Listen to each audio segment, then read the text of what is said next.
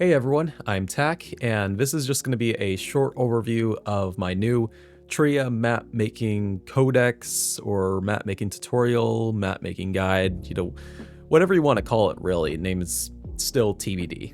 Anyways, for context, I made a tutorial document about 9 months ago, and this was originally meant to fill a gap.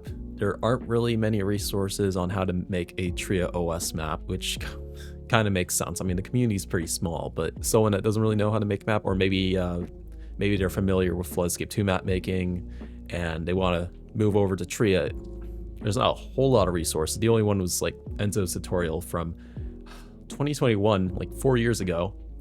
Pretty outdated by now. So I made this thing, this 28-page behemoth going over the map kit and how to save your map and you load it and all that stuff. Unfortunately, life got in the way, so I wasn't really able to work on it a whole lot. And now that TRIA.OS 1.0 is out, there's, well, kind of a need to have, an up-to-date resource for beginner map makers, and it just isn't really a thing. So I decided to remake this thing, and originally I was just gonna put it on GitHub, make a whole bunch of markdown files, move that code over to the wiki section, and this was just gonna be the tutorial.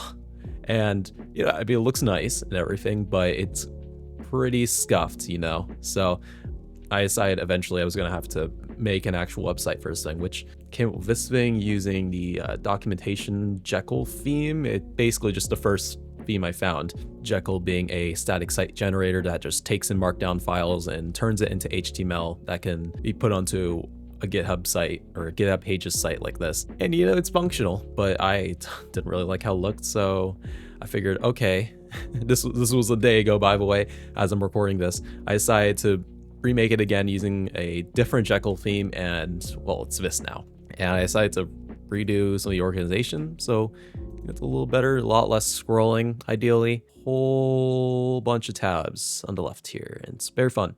There's a bunch of quick links on the sidebar and on the home page as well. So if you want to quickly go to the map kit, the map library, the Roblox Studio documentation, download the TRIA plugin, or join the Discord server, you can click on those links here. And the actual tutorial part is just one tab, because I'm thinking, okay, eventually there'll probably be some more like material on here. So this part just gives a basic overview of what the tutorial goes over. So, and look at these pictures. I took a whole bunch of new screenshots for this that look a lot better than the old ones, and went ahead and actually like put some decent editing to some of these, because that image was originally this guy, looks pretty ugly. So, and you got a section on the structure of the map kit. They're cool. All the mechanics are in one big tab here. Spawn, buttons, fluids, wall jumps, wall runs, orbs, boosts,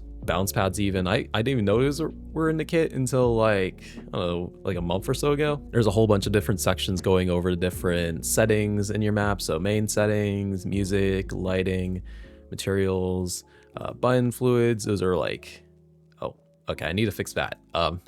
But those are supposed to be here and, yep, here and here. Skills, and then the UI settings. Here's the scripting section as well, which Markdown makes code formatting a lot easier. Like you can just have all these nicely colored, nicely formatted, code snippets here, which you can copy paste, which that is a big improvement from literally just screenshots.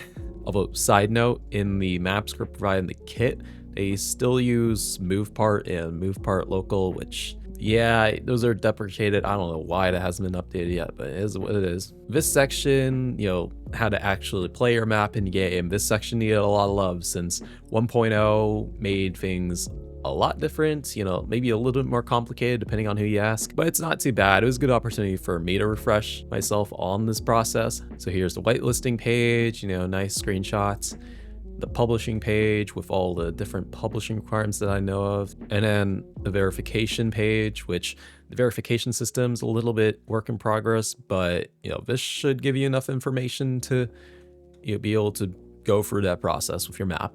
And yeah, this will basically serve as the groundwork for my video tutorial, which I'll record eventually. I swear to God, I've been putting it off mostly because I want to kind of make sure I know what the hell I'm talking about. So, but at least now this is out there. So if you're a beginner map maker, or hell, even if you're an intermediate map maker or something, or if you've been making maps for like 4 or 5 years, right? This is now a thing, and the link to this is in the description down below.